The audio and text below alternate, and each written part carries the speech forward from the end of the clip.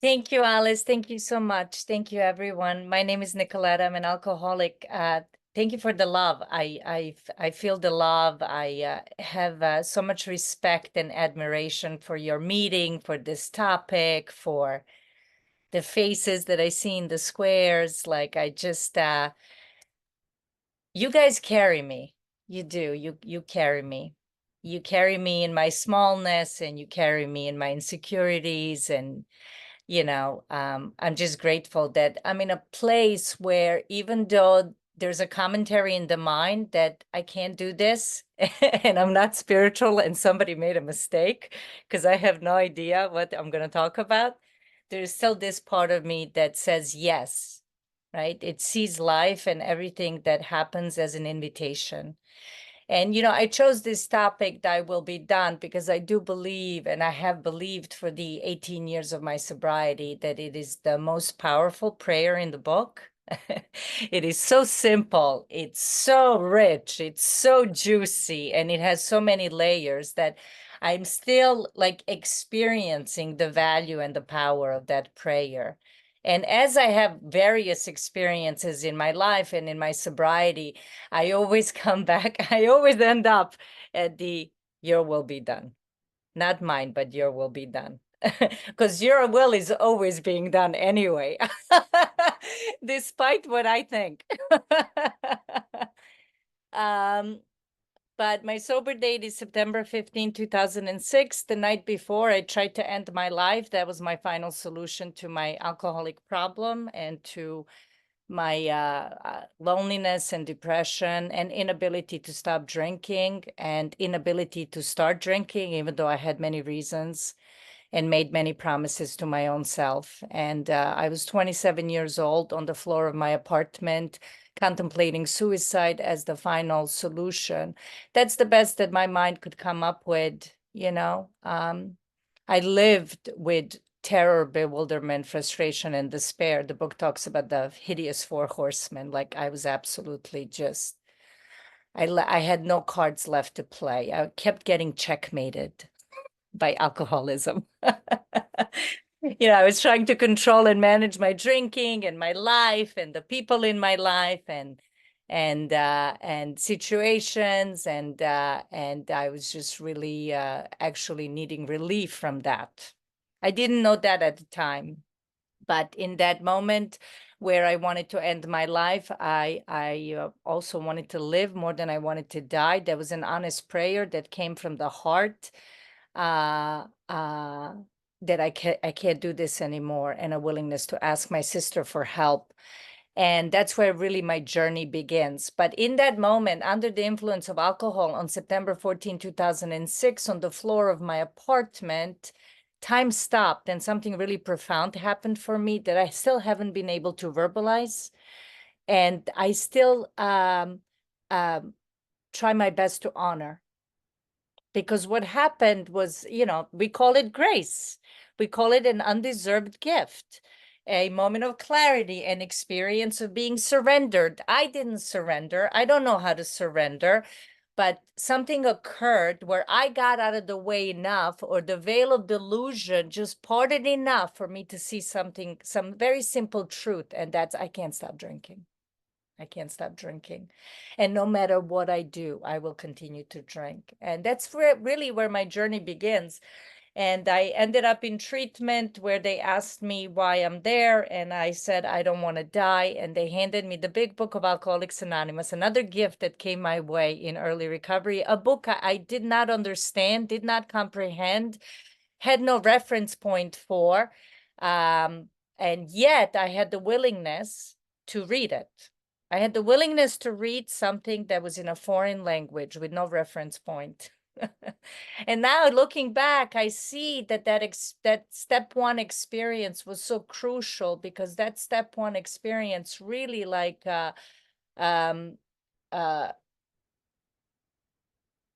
created the byproduct of it was this willingness that I didn't think I was capable of, and this sense of humility and openness to step into the unknown, to listen to you guys, to read a book I didn't understand that I felt was very radical with what it was asking me to do, that I didn't understand how it had anything to do with my drinking and fixing my life.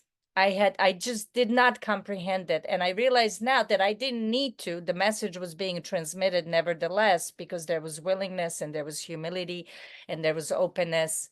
And I started falling in love with Alcoholics Anonymous and the message you carried, not because of the words you used, even though some of them were really extraordinary, but because of how you carried yourself.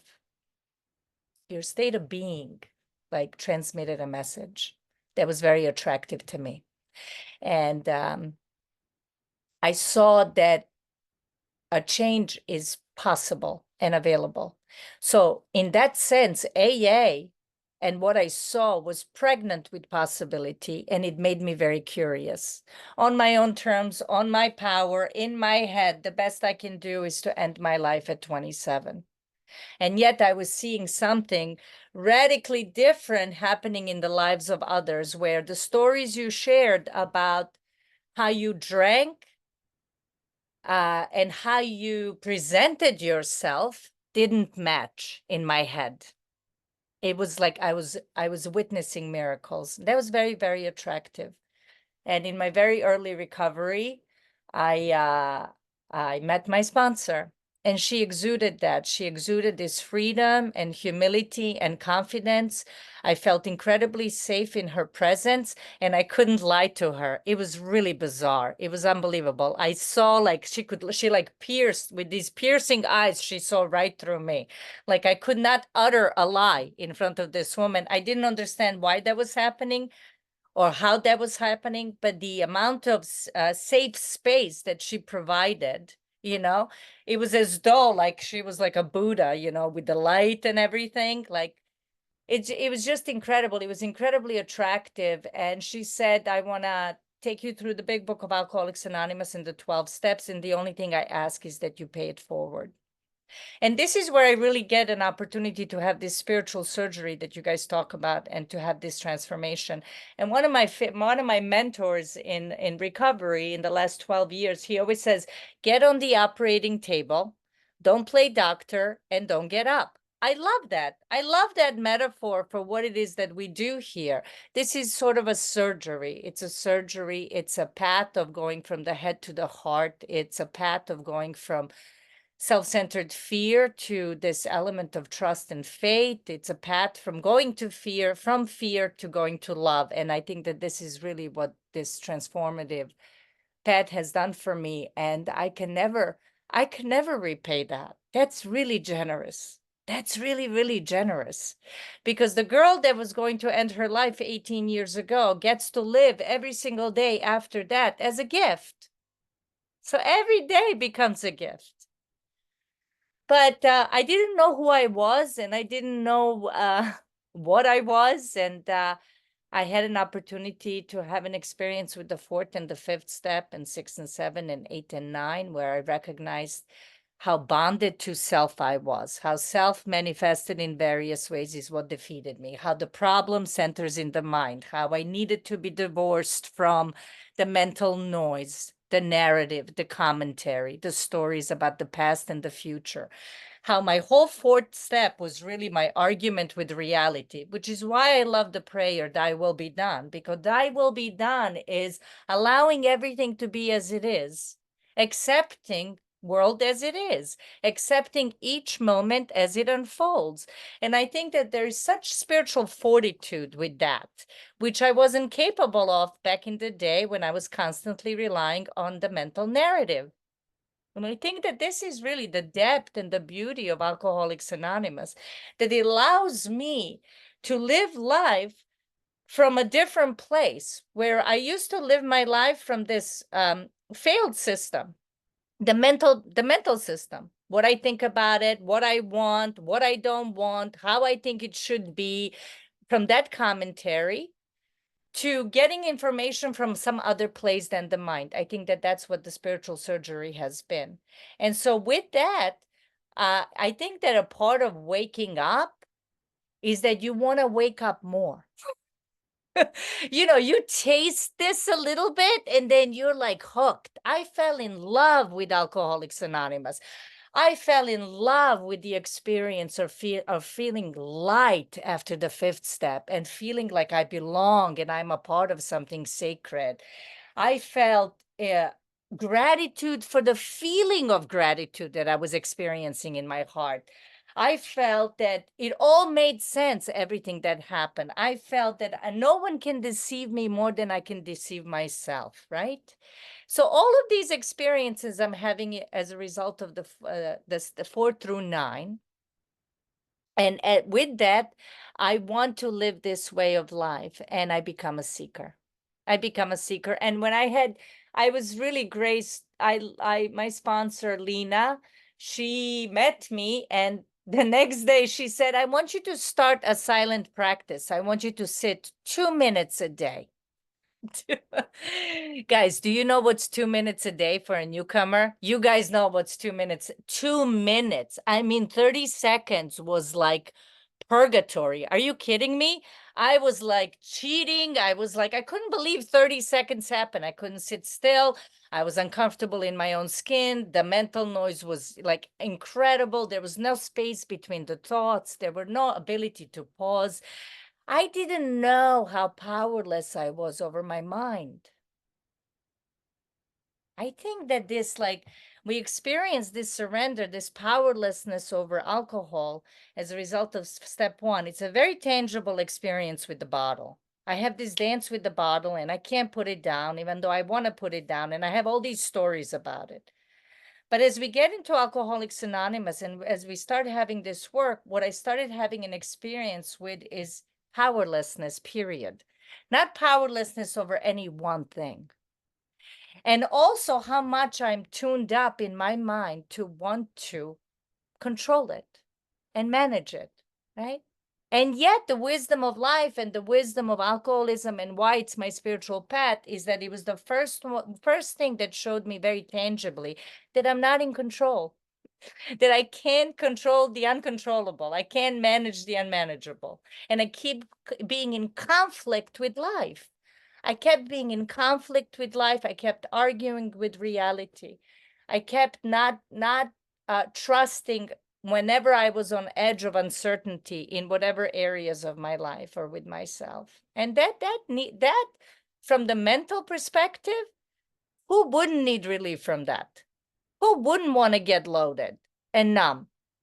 That's heavy stuff to carry around, you know? And it's been a process of subtraction. It's been a process of questioning everything and questioning and putting pen to paper all of my old ideas about life and who I am and how life moves and what I should have and shouldn't have. And is that really true? It's been a journey where the prayer was, I just want to know the truth with no agenda. Like, doesn't matter what I think about it. Like, what is true here? And as I tasted that and the experience of what happened as a result of that was that I started to feel lighter. I started to walk through the day lighter. I started to walk through life lighter.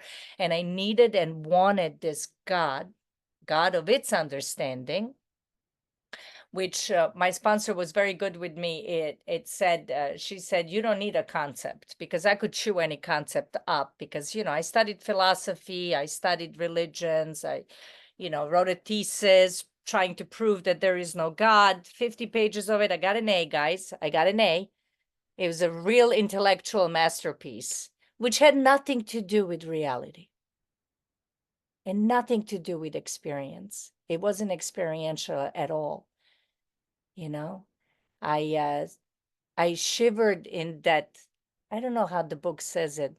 In the I see intellectual shadow, and Bill shivered in it. Like, I read that and I shivered because I could relate to that. I could relate to how much I separated myself from life and from the depth of my own being. One of the things I realized as I did my inventory was I had this like heart-opening experience during the fifth step that I didn't just harm everyone around me. I betrayed the depth of myself. I betrayed my own self, the depth of my own being. And it's so beautiful how in the book on page 55, he talks about that it is only down, deep down within us that it may be found. It says it's only deep down within us. And I experienced the pain of that betrayal with the way I moved in life, in selfish and self-centered and fear-driven way. I was driven. When I'm driven, I can't pause. I can't pause when I'm driven. I can't. I'm on autopilot. I'm playing a character. And it's a very man, this is just we're so lucky. I just gotta say that we're so lucky. You know how generous this thing is? This has been the most generous gift ever. I say, I understand when someone like Ali says I'm a grateful alcoholic, because I'm a grateful alcoholic. I am a grateful alcoholic. And that girl dying on the floor of her apartment in 2006 didn't think that anything about that moment was good. None of it. I thought that was the worst thing happening in my life. And yet it was the necessary thing to bring me to where I am today. To give me the willingness, to give me the openness, to give me the humility to accept this radical work that's outlined in the book and to have an experience with it, which transformed me and did something in the human heart and allowed me to tap into this unsuspected inner resource. And step 10 at the end talks about we have tapped into God consciousness, this vital sixth sense. So I went from this toxic self-consciousness to God consciousness. I'm operating from another place. I'm seeking information from another place within me. Not what do I think about this, but how does this feel? Right? And with that, and with this like open heart, and with these experiences of 4 through 9, I want to seek more. I want to connect to this truth more. I want to connect to this love more. Right? And that brings us into step 11. I'm grateful that my sponsor asked me to sit quietly since early days of my recovery as a practice. And it was so funny because she asked me to sit quietly, knowing that I can't sit quietly. But the purpose of me sitting quietly is for me to fail at it.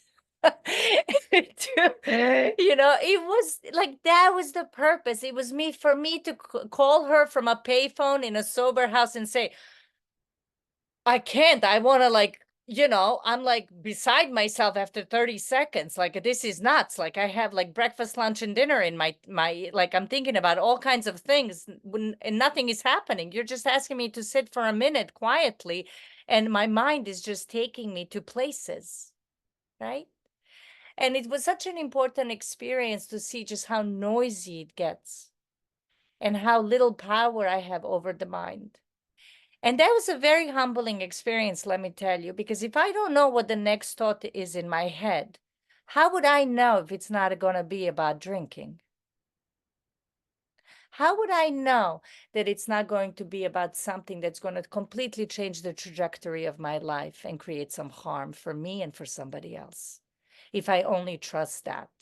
And why would I trust the mental narrative when that was the same mind that told me that I could successfully drink and that I can drink like a lady and that I can have a happy hour when my experience said otherwise? So these were like experiences. I think that this introduces us to the wisdom of life. I do think God is reality. I think that every moment as it is exactly how it needs to be. And it's about me aligning with it. I'm either going to surrender to each moment as it is, and I'm going to find a way to cooperate with the inevitable. This is requiring my cooperation with the inevitable. And what's my life going to be like if I say yes to each moment as an invitation to have an experience that I don't know how it might serve others or myself? Or I'm going to spend my time resisting it and arguing with it. And I know when I'm in argument, when I'm resisting, when I'm in fear, I'm contracted, I'm small, I'm tight. When I'm in love, when I'm coming from the heart, when I'm connected to the heart, I'm expansive. Everything is allowed. All is welcome. I say yes to life. I would think that that's what it means to successfully live in one of the promises. To successfully live is to say yes to life. And it would be silly for my mind's commentary to say that life is not going to come with some sadness and some challenges.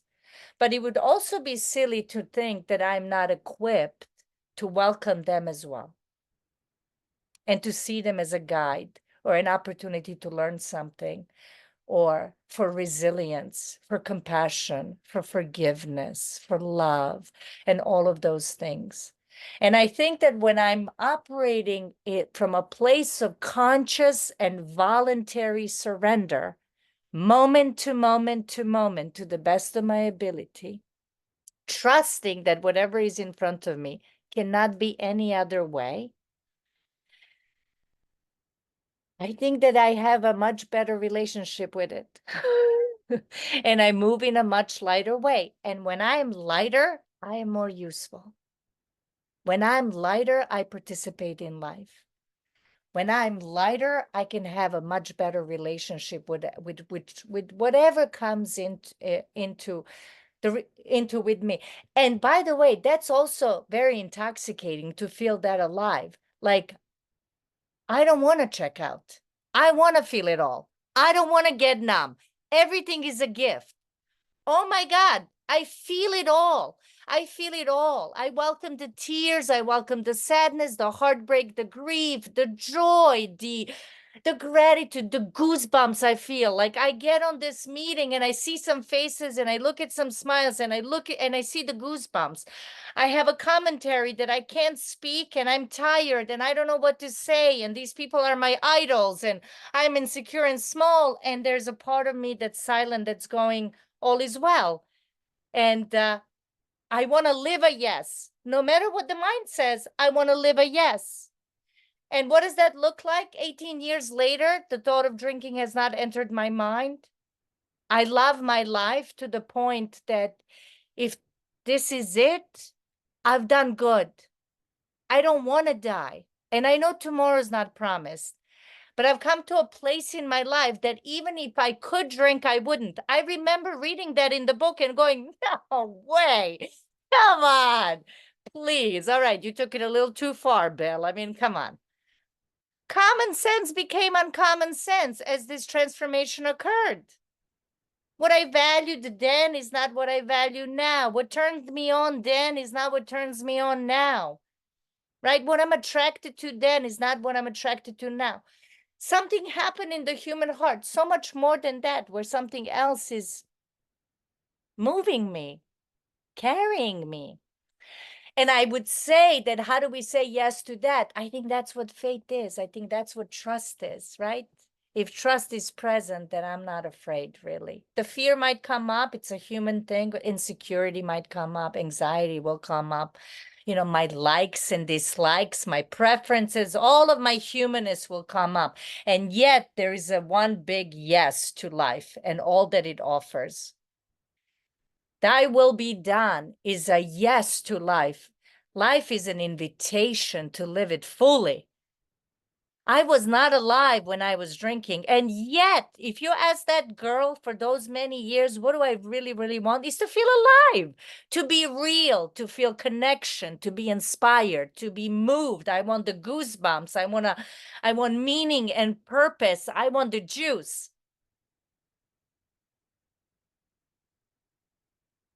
And it came a completely different way than my mind told me I was going to get it. my, me trying to manage life, you know, of course, whenever I succeeded, I gave myself credit, and when I failed, I blamed you.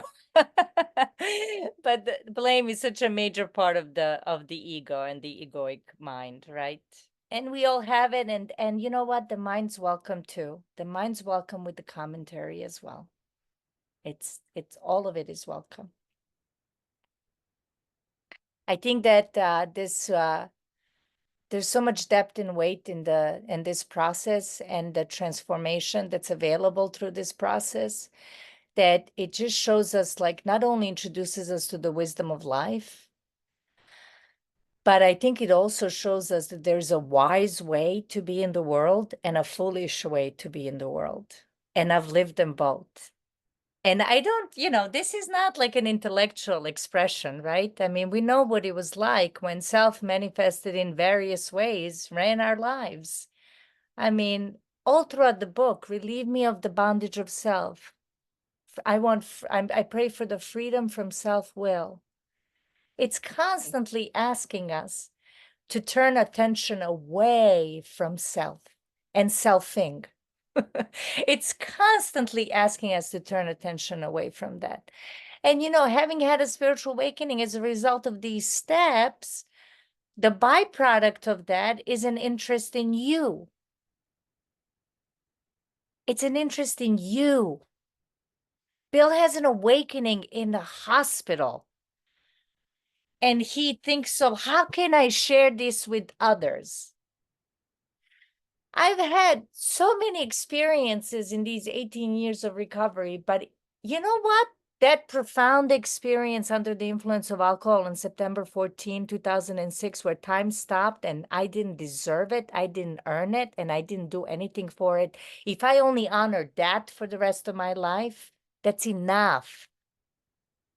Lena showing up in front of me the moment I landed in New Jersey in a sober house. Within 2 days, this woman and her partner, Barefoot Bill and Lena, were in front of me doing a meditation workshop. That's a gift.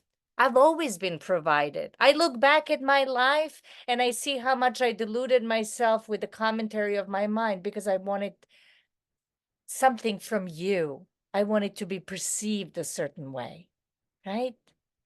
We see it in the inventory. We question all of the ways that we see things. The book asks me, divorce me from self-pity, dishonesty, self-seeking motives. It tells me to, well, I've never been divorced. I've never been married, first of all. Except I would like to think that I'm married to Alcoholics Anonymous. I'm very loyal to Alcoholics Anonymous. But to divorce, why do I need to be divorced from these things? Because the problem centers in the mind. So the intent has always been this seeking, this seeker that's developed in me has always been, I want more. I want more connection. I want to know you better. And knowing you better is knowing me better. And how do I know me better? By getting quiet with myself. I need to get quiet. And I'm very grateful for Lena for introducing me to 2 minutes of silence in those early days and then dropping me off at a silent retreat where I was tasked with meditating for 1 hour clips at a time for many, many days. And that 18 months sober girl was like bawling her eyes out, scared. Scared of what? Sitting with myself. I've never experienced greater tears in my entire life. I cried like a baby at that silent retreat. All I was asked was to sit with myself, and I couldn't sit with myself. I would have blissful moments where an hour would pass in 5 minutes, and then I would, with that kind of experience, sit again, and then I would just like be thinking about food and like having songs stuck in my head I don't even like for the next 1 hour. It seemed like an eternity. How much power? How powerless are you? Do you know what the next thought will be? No, it's the wisdom of life. I don't know what next moment brings. It's not guaranteed. Tomorrow's not guaranteed. If I can live from that place, then everything becomes precious. Every moment becomes precious. Every moment becomes a gift. Then I don't seek love. I operate from love. That's a difference. It's one thing to look for love and look, it's a whole nother thing to operate from it. What does it look like when I'm looking at it, at things from the eyes of love, through the lens of love, through the lens of gratitude, through the lens of the heart? What does that look like? Then I don't need gratitude lists. And I'm not only grateful on Thanksgiving or in the morning practice while I'm putting pen to paper. What would it look like to pray throughout the day? to never stop praying. What does that attitude look like? If we have the proper attitude and work at it, where do we have proper attitude and work at it? Page 55. What's blocking me from it? I don't need to seek it. I need to see what's standing in the way of it. We got the good stuff here, guys. We got the juice, we got the depth, we got the weight. This is transformative, and we don't even do it. What a gift. What a gift.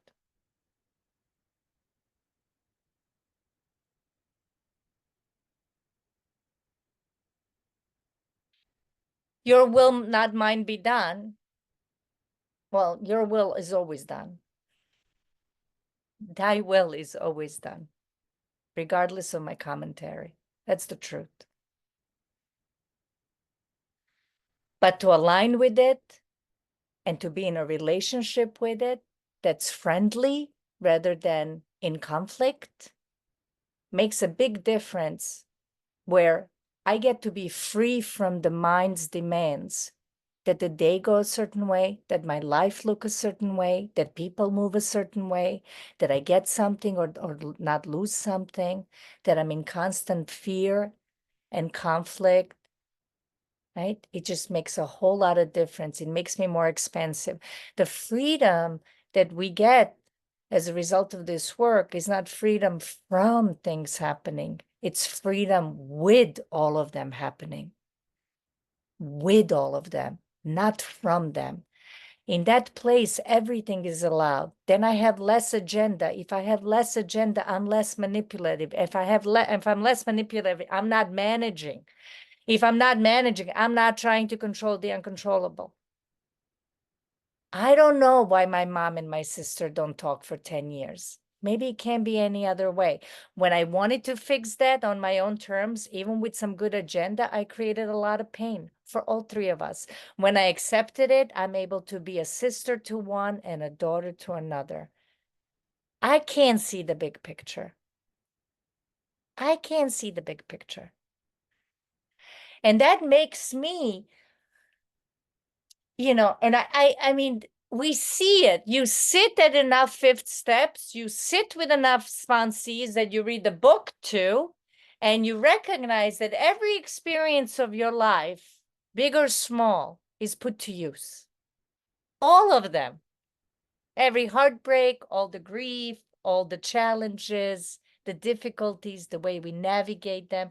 I think this is about learning to live life successfully, is learning to navigate and to accept it for what it is, to be with it as it shows up. I think that that's what it is. I think it's a conscious surrender. I think it's a voluntary surrender. I think in it is the wisdom of letting go. Let go and let God. We all say it. What does that look like? What does that mean? In my personal experience, in day-to-day moments, even when I'm sitting quietly in the morning and the mind is busy, some mornings it's really noisy, and some mornings I feel like me and God are like I'm like floating like Buddha. And then I'm like, yeah, floating like Buddha. I feel so connected. The next morning I sit and the mind is on me. And you know what? I'm not in control of that either. And it's an experience I need to be having. And it always brings a certain level of humility. Always brings a certain level of humility. It's it's very heart opening and it's very humbling.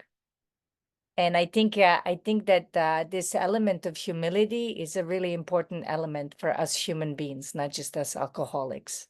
I think that an expression of humility makes us very open. And I think that when I'm open, I'm more connected to that God consciousness and that sixth sense. I'm flexible, I'm moldable, I'm teachable. I can be carried, I can be shown, I can be redirected. I'm not tight. It's expansive, it's very expansive. So I look today for how it feels rather than what I think about it. And of course, I still have opinions and preferences and moments, and we have the tools for that. And thank God I'm connected enough at this time to my body to know that when I'm in pain in the body, anywhere, that I'm not living in the truth. And if my prayer is just to live in the truth of things, then I won't stop until when we tell the truth or we have an aha moment, you know that relief, you know that moment of exhale, like, oh, everything suddenly becomes crystal clear and like just something drops like heavy from you. That's the wisdom of this. That's the spiritual awakening. That's the awakening. That's what we would look like to walk through life awake, open, here, present, present. I'm here with you. I'm here with you, not in the virtual reality of my mind. So I hope that was I hope you like me. Okay, thanks for letting me share. Nicoletta, thank you for a beautiful, beautiful, beautiful talk. How wise. So again, folks, we encourage you to ask questions. Nicoletta, I'm going to start us off with a question. So I think at the end, I heard you talking about being divorced from pain, that when I have physical pain, or maybe you were talking about emotional pain, that there's a way that I get free from that. Can you say more or help me clarify? Thanks, Alice. I think what I was thinking is more like divorce from self-pity, dishonest, self-seeking motives, and from the mental noise, which is always in some story about the past and the future, to be divorced from that, from the narrative, and the commentary, kind of like along those lines of that. There's that beautiful saying that says something along the lines of mind will make a heaven out of hell and hell out of heaven. Like I can't really perceive things the way they are, just using my perspective. But I do use the body as a guide to inform me if I'm not living in truth of something. And I think we all know what that's like. I remember my sponsor telling me in my silent meditations and prayers while I was writing the fourth step to sit quietly and to really engage the body. And like when we're resentful and angry and in fear, we're tight and we're sweating and we're uncomfortable and we just can't sit, like, and so I feel that the body is more in tune with the truth and the universe, with the spirit.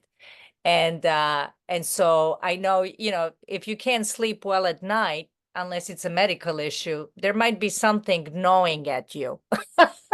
So, somewhere, something is standing here, like on your shoulders, going, look here, look here, look here. So I use the body as a way to point me also, as opposed to the mind. Thank you, Nicoletta. Nash, please come in. Hi, everybody. Nash alcoholic. Thank you, Nicoleta. Um, yeah, I want to have what you have. Um, I see how much that shift is, like you talk about, moving from the narrative of your head to your heart. So my question is this, because I mean, it would be foolish for me to think that you never have issues where your mind kind of takes over again, right? But it does look like it never happens for you, just so you're aware. Um, but when it does come back, and what, if it comes, how do you stop it? Where do you, like, do you sit with meditation? What is your practice to kind of recenter yourself and just remind yourself that you know it's a different way of life? Yeah, I understand what I'm trying to say. Yeah, I mean, yeah, no, mine's on me. I'm as human as they come. I have my seasons and episodes and moments and all of that. I can't say that they've at this time taken more than few hours or few days or whatever it is, but service, service. I turn my attention to others. If I'm thinking of others, I can't be thinking of self. So when I try to tell the truth, we have the tools. I write inventory. I call my sponsor. I sponsor women. I cry. I pray. I pause. I get quiet. I get frustrated. I turn to my partner. I don't say a word. I anything and everything that I can utilize that comes to me to see the truth until I'm at a place where I'm completely powerless over it and I'm broken open again and I'm humbled by the whole thing and I see something and I'm carried through it. I think I'm carried through it with AA, with the intent of wanting to know, and with the prayer life, with the sits, with and with service. For me, service is the big one. Thank you, Nikoleta. Michelle? Yeah, thank you, Nicoletta. I want to keep this really brief, but so my husband died quite suddenly actually he died on December 1st. It was 2 years ago, and then they revived him and he died again the next day and they had him on a vent. And my question is, I was coming from a place with love in that hospital with my husband because I knew my husband's wishes. And when I asked them to take him off the vent because he was brain dead, and the doctor said to me, she gave me this very cold look, and she said, You don't look surprised." And I I stood there and I thought to my God, I was, God, like, what am I supposed to look like? And I was coming from a place of love for my husband. And it's the funniest thing. I did all the things that I knew my husband wanted, and then I started doubting myself after that. Like after all the trauma, and well, the trauma's still there, but not as it started dissipating. And I kept going over this doctor asking me that question. It was so stupid that I kept going over it and over it. Like, did she think I didn't love my husband? Questioning stupid things. And when you talked about coming from a place of love, I don't think sometimes the earth people out there, we used to call, I'm sober, grace of God, almost 50 years, but the earth people, we call them. I don't think sometimes they get it, and that throws me more than anything. I mean, I know myself. I know the place I'm coming from. But when I get questioned, I know they have the right to question it, and I try to just, those are the hardest things for me to let go of. Let me put it that way. The questioning where I'm coming from a place of love and they don't understand it, then that's when I get all boggled up in myself. And then, like you said, service is the best thing. But have you ever experienced it, like the earth people kind of messing with your brain? I guess that's my question. I experience all people messing with my brain. I'm as human as they get. I doubt myself. I minimize my experience sometimes, thinking that yours is better than mine, or you might know better than me because of my own like stuff and conditioning and preconceived notions. But I've learned to pause in those moments, allow that little girl to have her moment, give her a hug, the one that doubts herself and that's insecure and thinks that your experience is more valuable than the experience I'm having.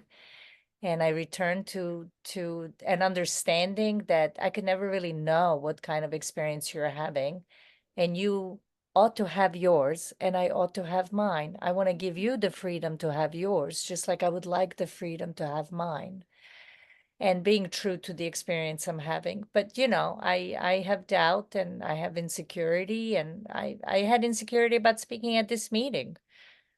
you know, absolutely. And that's part of life and being human, and that's welcome too. That little girl, my little girl that had a lot of trauma, she's welcome too, to heal in the space of this. Because every time I show up, regardless of how she feels and what she says, I get healing too. So it's all good. All is welcome. Thank you, Nicoleta. So we've got 6 minutes. We've got 4 people. If I can get you guys in for 30-second questions, we can let Nicoleta give us her point of view. Eva? Hi there, everyone. I am an alcoholic. My name is Ava. Glad to be here. That pressure's on. The questions. You know what? There's no specific question. I just want to say that I appreciate being here, and that having been so close to death on the 16th has raised me to an awareness of my higher power and the ability to meditate and to be of service to others and to actually be present and to be able to actually pray. And I'm so grateful for that. And that's all that I have to share. Thank you all. Eva, we are so, so happy that you're here. Thank you for joining us. I look forward to seeing you next week. Yeah, of course. Irina, please come in. Good evening, family. My name's Irina. I'm an alcoholic. Nikoleta, thank you. You said so many things, and I'm looking at all my notes going, it's so simple, it's so simple, and yet I can complicate it as no other. And those dark moments come and I can complicate it like no other. And I know, especially for me in early sobriety, I could do that more so, well, equally as so as I can do it today. So just out of curiosity, and this meeting does permit you to mention non-conference approved literature. What were some things that, because the big book does tell us to expand our spiritual lives and see where the religious are right, what sources have brought you wisdom and brought you comfort in those darker moments that perhaps weren't just in the big book? Oh my God, we would need another hour for just that. I am a hungry, yearning seeker. And I've had some teachers that have thrown books and meditations and practices. I've gone on a lot of meditation retreats. I've done a lot of chanting. 2 nights ago, I was floating in a sensory deprivation tank naked for an hour meditating. I'll do it all. I'm like, just put me out there, you know.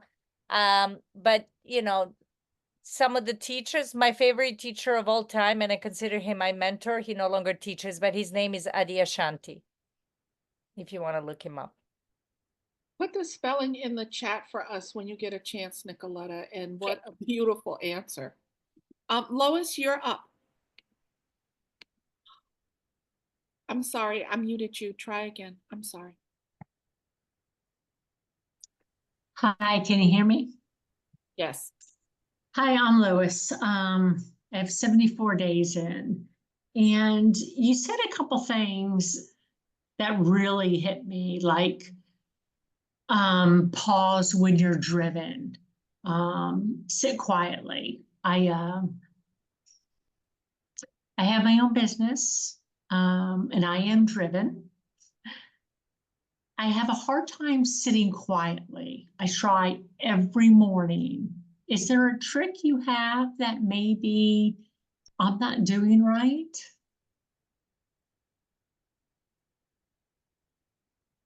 I don't think there's right or wrong. I think it's just sitting. So in early times, I set a small amount of time, like 2 minutes, 3 minutes, 4 minutes, 5 minutes, and then that just like expanded. I think the whole idea is to sit, and the intent is to sit. There's an intent behind it. We want to sit with a sort of a openness, a curiosity. I would say sit with this feeling of curiosity and sit with the truth that you can't sit.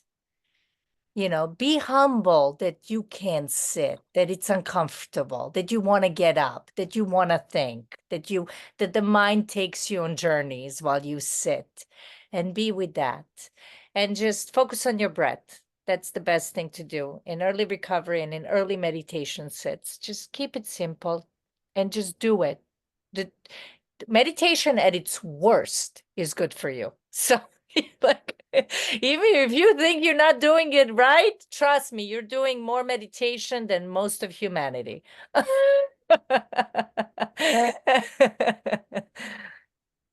Lois, thank you for being here. Please go into the chat and get the instructions about how to get the recordings. And we really hope that you'll join us on this broad highway. And Mark, you're up. Hi everybody, Mark, alcoholic. Grateful to be here. Nikoleta, fate, God, love, and interest in you, because I texted you 2 minutes before this meeting. I had no idea you were going to be here, and then I see your face. Talk about that. That's some of the magical things that happen to us. I just wanted to ask you about where did you find the will to stop fighting thy will? Where did sometimes I don't know where to find that. Thank you, Mark. So just to repeat the question, how did I find the will to stop fighting God's will? Kind of along those lines? Yes. I don't think I don't think the will is I wouldn't say that my experience was that I found more will to stop, because that would be more managing, more me doing. It was more me failing. This has been a path of failure. I've tried to manage my life and my drinking. I got really, really broken. And in that brokenness, something else swooped in and a door opened up. So it wasn't up to me to do it, which is why they call it grace. It was actually that I got exhausted. I understand what people mean when they say I'm sick and tired of being sick and tired. It's such a simple statement, and we hear it all the time. But what does that look like? It's just like, I can't do this. I'm not managerial quality, as one of my mentors says, right? Anybody else can run my life better than me. The treatment center ran my life better than me. The counselor ran my life better than me. The sober house I'm not even talking about God here. I'm not even talking about AA. Like, I'm not very good at this. Recognize that. Let that truth guide you. Thank you, Nikoleta. What a beautiful meeting. I thank you all for being here. And Michelle, I'm turning it back over to you.